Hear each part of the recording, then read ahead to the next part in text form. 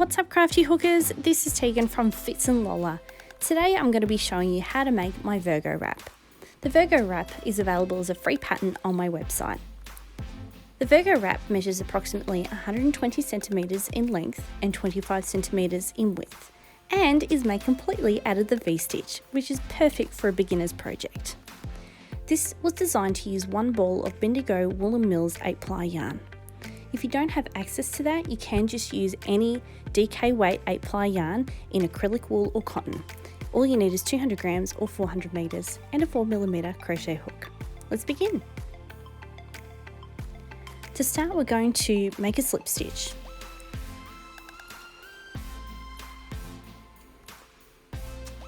Then we're going to chain 62 plus 3, so 65 in total.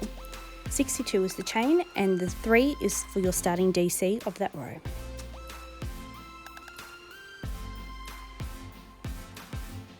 I'm just going to skip ahead and I'll meet you when I finish my chain. Now that I've chained 65, we're going to place a double crochet into the 5th bump from the hook. Sorry, 6th bump from the hook. You need to skip 5 bumps or chains and insert your hook into the 6th one. So if you don't like the bump method, you can put it into the chain. I just prefer the bump method because it makes it more tidy on each end of your wrap. So place a double crochet into that 6th bump. We're now going to chain 2 and place another double crochet into the same bump.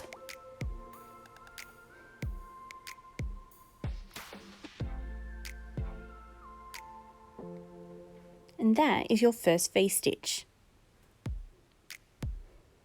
Now we're going to place a double crochet into the 4th bump. So we're going to skip 3 bumps and insert your hook into the 4th bump and make a double crochet.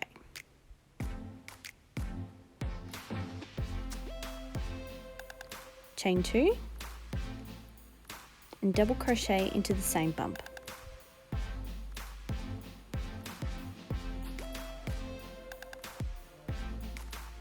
So that's 2 V-stitches now, and you can really see them.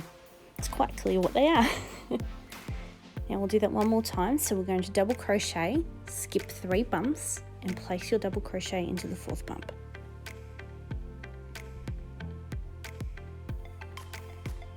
Chain 2, double crochet. Now we're going to repeat this to the end of the row. I'll meet you there. Now that we're at the end of the row, you can see there's approximately 6 bumps left. This is okay. So we need to double crochet into the 4th bump, so skip 3, chain 2, double crochet into the same bump.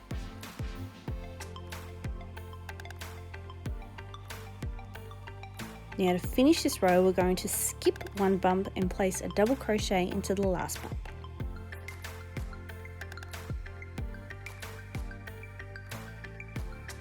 Crochet, and you have now completed your first row, and this is what it'll look like. Now we're going to chain 3. There will be a chain 3 at the start of every row and will be classed as your DC for the start of that row, and turn your work. Now we're going to place a double crochet into the chain 2 space from the V-stitch below. So I'm jumping ahead here, but you can see what I'm doing there. So chain 2 and double crochet into the same space. And you can see we're popping a V-stitch into the top of every V-stitch. And repeat. So double crochet into the chain 2 space, chain 2, double crochet. And we'll continue this until the end of the row. We'll meet you there. Now we're nearing the end of our row. We'll just place 2 more V-stitches here.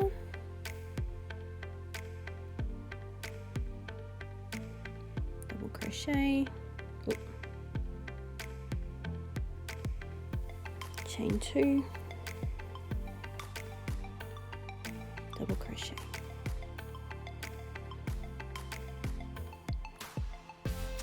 Now to finish off the row, we are going to place a double crochet, but look carefully, because here's row 2, it's a little bit difficult to see, but we're not putting it into the stitch, we're actually putting it into the last chain of our starting chain there. So it'll be chain 3 for the rest of your rows, but for here I just wanted to show you closely where it was. So place your double crochet in there. Don't put it in the stitch, because then it will start to narrow and you'll have wonky rows. And this is it. So all you need to do from here is actually just repeat row 2 up until you've nearly finished your yarn, and you'll have something like this. This Virgo wrap was made out of Bendigo Woollen Mills 8-ply bloom with rhubarb rumble. You can just see the ending here, it looks really nice. So you can add a fringe, or if you do have a spare brooch, you can use that to finish it off.